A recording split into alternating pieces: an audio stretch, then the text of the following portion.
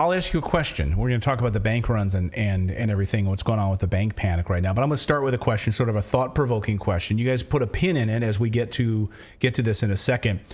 Why did the government step in and bail out multiple banks and bank depositors over the past few days, and it hung FTX crypto depositors out to dry?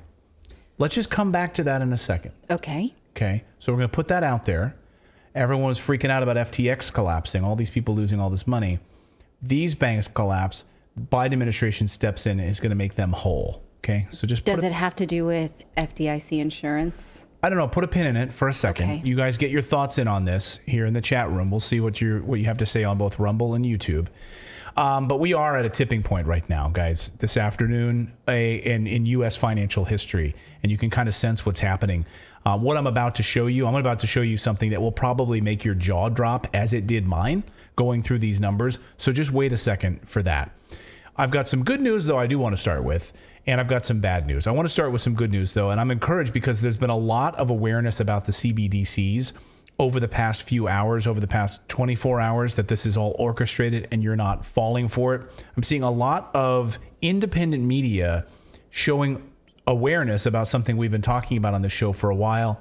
Other independent media have been talking about this, that the Biden administration, of course, wants to move us off of cash into central bank digital currencies. Yes. And this isn't like some conspiracy theory where people are saying, oh, you're a tinfoil hat kind of person. No. Even Tucker, we did the show yesterday, 4 p.m. Eastern time. And even Tucker covered it last night on his show, that there's this movement towards central bank digital currencies. There seems to be... Kim Iverson had a similar take as well. Yeah, Kim Iverson. So there's starting to be an awareness about this.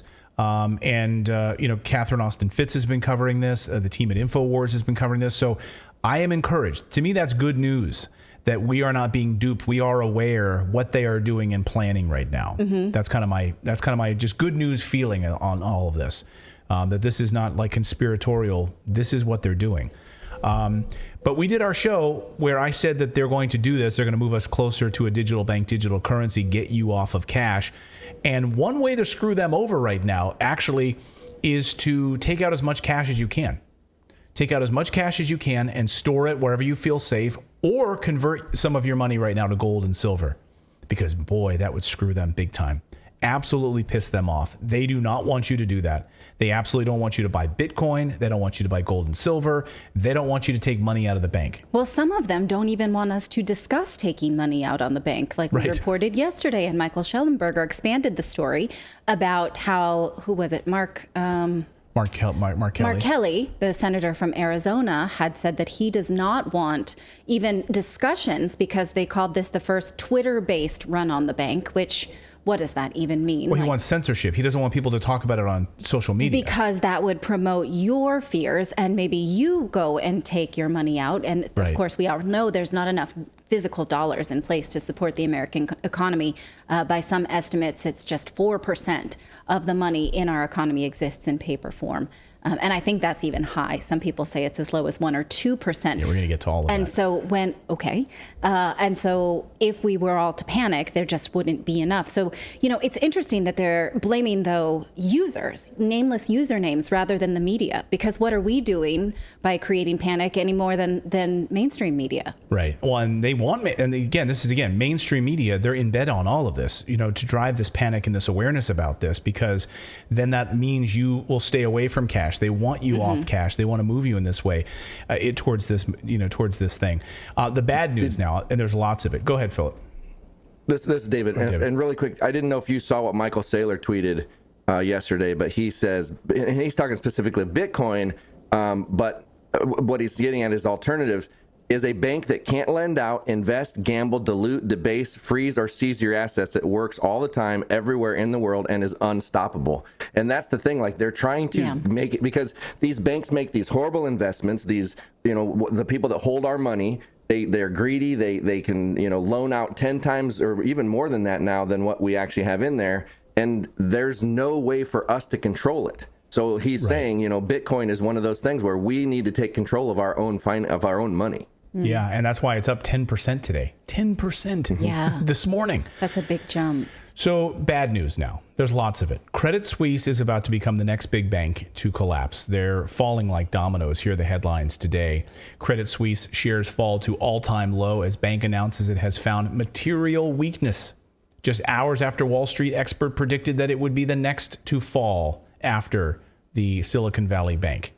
So Credit Suisse shares fell 5% to an all-time low, $8 billion in losses. I love this sort of archaeological speak there. Like, we just found it. We were digging and we found this and we didn't know. Like, it was hidden in our balance sheet somewhere. This weakness, we found this material weakness in our walls, in our foundation. I mean, you don't know that this is here. The truth is, of course they know it's here. That's the point. They all know it's here, right? And the FDIC a few months ago planned all of this. They're supposed to be professional bean counters. Like, you need to know where all the beans are. You don't just find something, a material weakness. Well, I mean, here's the thing, right? The FDIC only has $200 billion in cash on hand to insure over $9 trillion in deposits. So what happens if all of those people suddenly want their money in cash? It's impossible because that cash doesn't actually exist. The total financial Armageddon. So in case of a bank run, there are over $9 trillion deposited dollars in the U.S. banking system. How are you going to cover $9 trillion? You can't with only $200 billion in assets. Well, we saw that happen in Greece, in Turkey. In Cyprus. ATMs shut down. Yeah. So come back tomorrow. Yeah, exactly. And Afghanistan, your money's gone. It's gone. Here is the leaked FDIC meeting from a few months ago where they admit this exact problem. Watch. Should be accessible when people need to know, but I don't think you have much hope of reaching a public that doesn't have a professional need to know. I completely agree with that. I almost think you'd scare the public if you put this out. Like, why are they telling me this? Should I be concerned about my bank? Like, my insurance company doesn't tell me what they're doing with my assets. They just assume they're going to pay my claim. Right? I think you've got to think of the unintended consequences of taking a public that has more full faith and confidence in the banking system than maybe people in this room do, that we want them to have full faith and confidence in the banking system. They know the FDIC insurance is there. They know it works. They put their money in. They're going to get their money out. So there's a select crowd of people that are in the institutional side. And if they want to understand this, they're going to find a way to understand this. There's a bunch of law firms represented in this room. There's a bunch of people that charge them by the hour a lot of money to explain this all to them. And it's fine. I don't have a problem with that. And they all have huge staffs. But I would be careful about the unintended consequences of starting to blast too much of this out in the general public. I wondered whether there are some market tests basically, of what being heard. Basically, keep it quiet is the answer here. I mean, how do we really communicate with the stupid little peons? Right. Because there will be smart people who figure it out, but the rest of them, how do we manipulate and control the stupid people is what they're saying. Yeah, and just let those people believe that, hey, this money is there, that this money is available, and don't worry about it. Don't even ask any questions. Just go along with it. Now, if you needed Run along your pretty little head. Now, if you needed any more proof of this, that this was all orchestrated, the feds alerted the Israelis to get their money out ahead of time. So we learned that Israeli firms transferred $1 billion out of Silicon Valley Bank to Israel before the seizure by the feds. What? Yeah. So again, when Biden admitted the other day in that speech yesterday morning that, yes, we knew about this last week. I alerted my team. They knew about this last week and waited, of course, till Friday to get the messaging out about this. So they knew ahead of time what was going on here. Oh, Israel, you guys might want to get your money out because what we're about to do is seize this bank. Nice of them to tell the rest of us. Isn't it amazing? Like, it's unbelievable. Just wait. Don't worry about it. So here's the other part of this big bad news, which is say goodbye to your local banks. So I think that this is all lockdown 2.0 happening here, because if you think about what happened during lockdowns, right?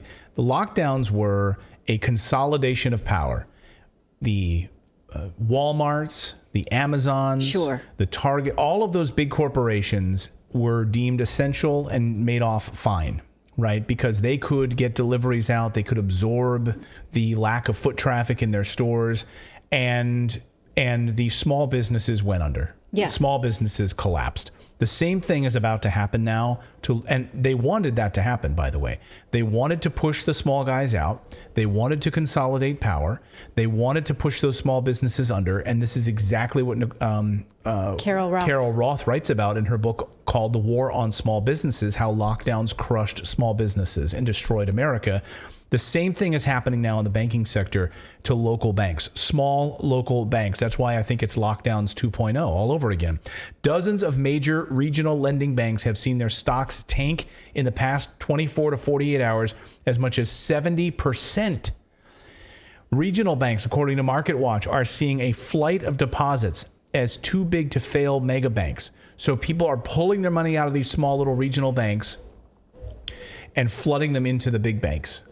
And this is exactly what they want. Allow these small banks to collapse, consolidate power at the hands of, Bank of America, Wells Fargo, a few key big banks. Well, it's the small banks, too, that are fighting back on the reporting of microtransactions because they say this will crush us. We can't actually. So when we reported on the changes to the tax legislation that would go after, let's say, $600 Venmo transactions or microtransactions, and they're saying report this directly to the federal government, the Association of Small Banks, in fact, there was a spokesperson for a small bank association on the Wealthability podcast, I refer you to that, who said this is a war on small banks. And why then would the government say launch this war on small banks to get after transactions that it wants to? Right here. Yeah, for this very reason. Here's the reason. Well, and also it's like the big banks all had foreknowledge of this, but the little banks are never notified. Because I don't know if you guys have talked about it or if it was in the newsletter, but Silicon Valley Bank CEO Greg Becker sold $3.6 million of his stock under trading plan less than 2 weeks before they disclosed the extensive losses that led to the failure. So he sold that many shares 2 weeks before this happened. So they had to have some kind of foreknowledge this was coming, correct? Right. Surely. Again, and just like the Israeli firms, we're given a heads up. Hey, you might want to get your money out of here because we're about to do this. What about the little guy?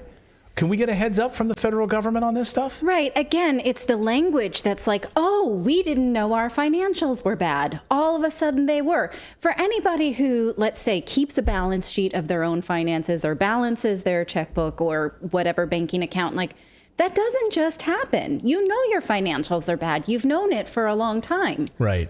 Yeah. Well, yeah, if the CEO is taken out two weeks before, that means he at least knew 2 weeks before that the books were bad. Much more than that. Yeah. Much more than right. that. Again, so this is not a mystery. We weren't caught by surprise that this was happening. This was all like, here. And again, the FDIC, I come back to the meetings. The FDIC is telling us in these meetings that they know about this. Right. They told us that the banks aren't solvent. They told us in that meeting that this is all a joke. The emperor has no clothes. Again, this term material weakness is not like finding a cracked beam in a house by an inspector. That's not how money works. Right.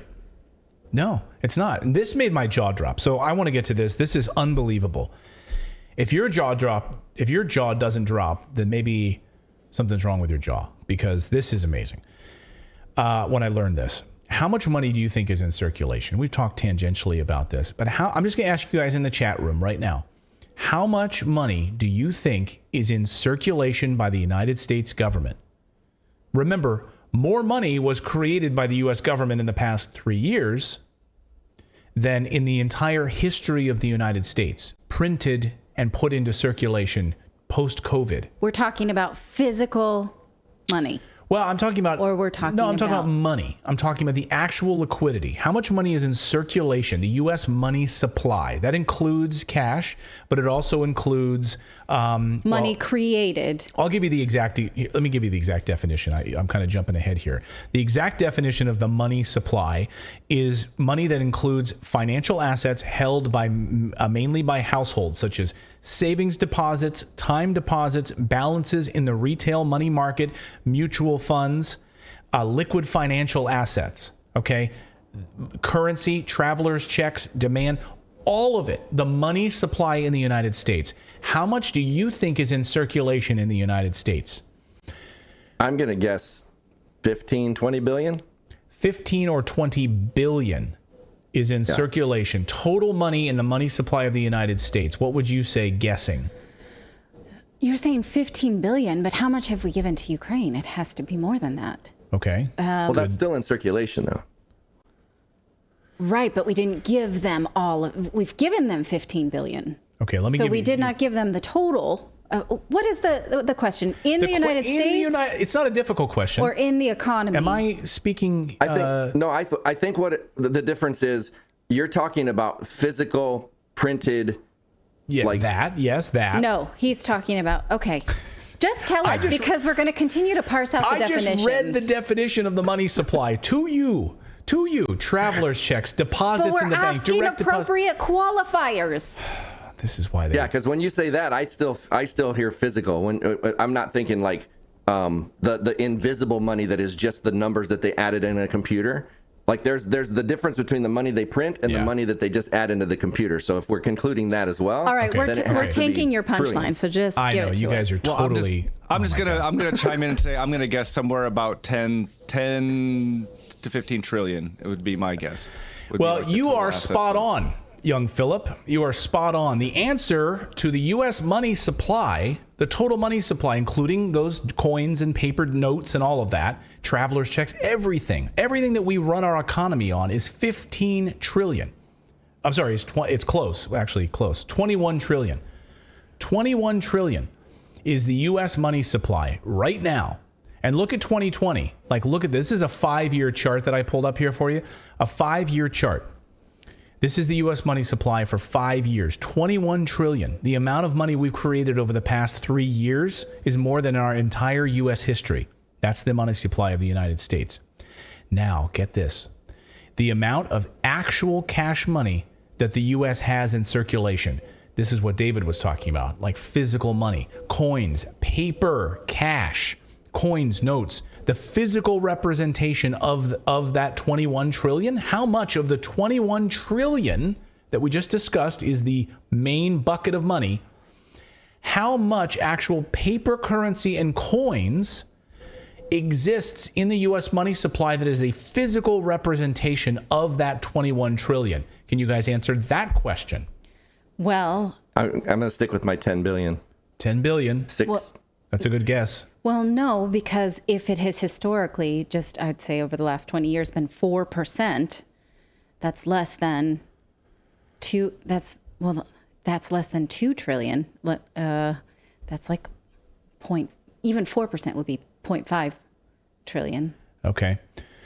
So the answer here, I need my Excel spreadsheets for this. Take a look at my laptop here, Philip. This is right from the Federal Reserve's website. From the Board of Governors of the Federal Reserve System. These are the current numbers, the current ones that they have printed on their website, okay? For the year 2021, over here, top chart, this is $1 bills, 14 billion in $1 bills, 1.4 billion in $2 bills. Who still has a $2 bill? $5 bills, $10 bills, $20 bills, $50 bills, $100 bills. Those are the only ones I use. Just joking. And $500 to $10,000 bills. This is the total. Grand total of cash in the United States government in our economy is 53 billion. It's a lot different than the 21 trillion that exists on our money supply. 53 billion exists in cash form in the United States. So what is that percentage? I can't work that out in my head. It's less than 2% because, again, we can get into crazy math numbers here, but I just want to point out that what's crazy about this is that if in order to move you off cash, they don't have much work to do, right? We already are almost off of cash to begin with. Right now, there almost is no physical version of cash in the United States. It doesn't exist. All of that money is fake money. It is all fake money, is what I'm trying to point out here. When they removed the gold standard, this is exactly why it was so bad to remove that gold standard, because we could never print more than we had gold. So I would love to see those numbers from before Nixon. Like, what was the percentage? It would have been 100%, right? Like, it was 1 to 1. Yeah. There was a physical representation of gold and the same, yes, and same with the silver dollar coins, right? The same representation, right? It was a 1-to-1. Well, 2% would be 400 million, so that's even less. I'm just looking at I'm doing a quick spreadsheet, but go ahead. Keep going. So my point is, I mean, let's forget the math for a second. I cannot. Okay, but just think higher level here, guys. Like, we are already off of a cash system, right? So that 50 billion that exists, this was always going to happen. This was always part of the plan. This is not a mystery. This is why the whole thing is a house of cards. So if you want to really F with these guys, go to your bank and ask for your money in cash, and then take that cash and then convert it to gold. Put it in gold or silver or Bitcoin or real estate or whatever it is, your asset, your tangible asset because the secret is they don't have your money. They do not have your money. Right. Okay. But if that's the case, why are we telling people to, Because then this is a way to protect yourself, because the whole system is rigged against these people. And it's only for the elite, as we just heard from the FDIC meeting. It's rigged against these people. If you want to actually if you get up every day and you work your ass off and you work for money, when you realize that the money you're working for is worthless, that's a problem, right? Yes. I think maybe more responsible for us is to say, identify what your performing asset, your actual asset is, and invest in that, rather than say, like, keep money under your mattress, because we're not financial advisors. What we should say, right. And what we have an entire course around this called the Financial Freedom Academy, which teaches people to identify what is an actual asset, because cash is not and hasn't been. We wrote that course in 2018, right. When there was not a financial crisis, telling people that money is a liability and not a performing asset. So whatever it is that you decide based on your own research, you're comfortable with, real estate, goats, gold, cryptocurrency, whatever it is, we're now being shown that actual US dollars is not. It's it's just really crazy to think of, the physical representation of it. Go ahead, Philip. Well, I was going to say that, an analogy for this would be if, like, every week when I go and I purchase groceries, if I don't actually get groceries, I just put on paper that I've got this food supply. I put on paper, well, I've got a dozen eggs, I've got a couple loaves of bread and stuff like that. Yeah. Eventually, I'm going to starve, no matter how much my spreadsheet shows I'm stocked on food. If I don't actually have any, I'm going to starve, and that's what they're doing. Yeah. Right. And so once they pull the rug out from us, then people are going to be destroyed as a result of this. What I'm saying is, if you can take the money they tell you, maybe you don't even have to get the cash out. Like, if you've got a couple $100 in savings and you want to convert that, great. Don't go get it in cash if you don't want it. Although I think having cash on hand is absolutely powerful. But taking some of that and just literally making a deposit into gold, converting it into or Bitcoin. Right, taking those U.S. dollars and converting it into something else. And again, we're not financial advisors, but what we're saying is, like, this is what we've done, right? To take some of that actual U.S. dollars and get it out of the U.S. banking system, out of the U.S. dollar system, out of the Federal Reserve system, and into actual tangible things. One of the stories that Tom Wheelwright in his Wealthability podcast talks about is that, he's a famous financial advisor for Robert Kiyosaki from the Rich Dad, Poor Dad book. And he talks about how he went to Zimbabwe, where their currency had collapsed in recent memory.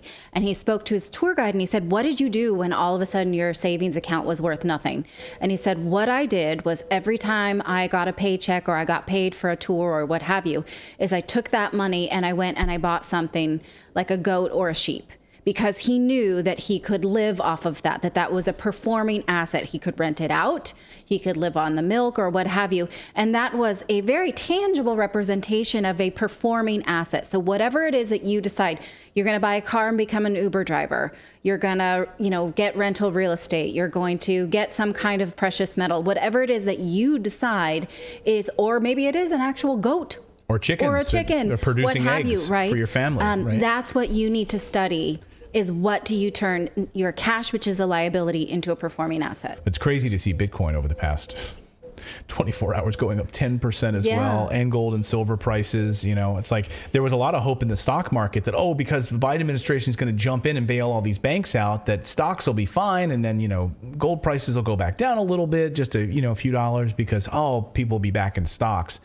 And then the contagion continues to set in overnight. Right. And so the stock market is just tanked. And just as yesterday we spoke about how, Bitcoin has the potential to be what a government-backed currency cannot. It could just get over that hurdle of just a little bit of like user education. And I had said, like, prove me wrong. Well, and then some investors did. Well, and it's interesting because, I brought up at the beginning of that last segment, put a pin in this about FTX and why didn't they not bail them out? And we got all heated about numbers, and I kind of skipped over that, but we'll talk about it now. So the Biden administration doesn't do anything to bail out or help out the depositors who invested in FTX, in crypto. Yes. Right. But they certainly jumped in and were able to help out Silicon Valley Bank and these depositors, in the actual Federal Reserve cash system, the financial system. But it's crypto because they see it as an affront to the central bank digital currency, to a U.S. digital dollar. I mean, that's my take on it, right? But I think that yesterday in his speech, he said, we're not going to bail out investors. We'll only bail out people who put their money there. He said investors knew they were taking a risk. So I think he's making a distinction between crypto investors by calling those out and saying, well, you didn't buy crypto or put deposits there. You were investing in something. And if you're an investor, that's a different story. But people that were using FTX as essentially a bank, they had their FTX no like sympathy deposit because he's making cards. This distinction. Yeah. He doesn't care. I think it does have to do with the nuance of the insurance, but I also think that was a shot across the bow, that he thinks that putting your money in the US dollar is not an investment, which it is. Let's be clear on that. But putting your money in a crypto exchange is an investment, and they don't have sympathy for investors, which is interesting because there are consumer-based laws to protect some investors and not others, which is a distinction that we can maybe get into another time. Thank you so much for watching this segment here at Redacted. We are live every day at 4 p.m. Eastern Time, trying to share the stories that the mainstream media will not cover. You should also come over and join our community of Redacted Rebels over at redacted.inc. That's our private locals community where we can share exclusive content that we simply cannot share here on YouTube. Come over and join the rebellion together right now by going to redacted.inc. We'll see you next time.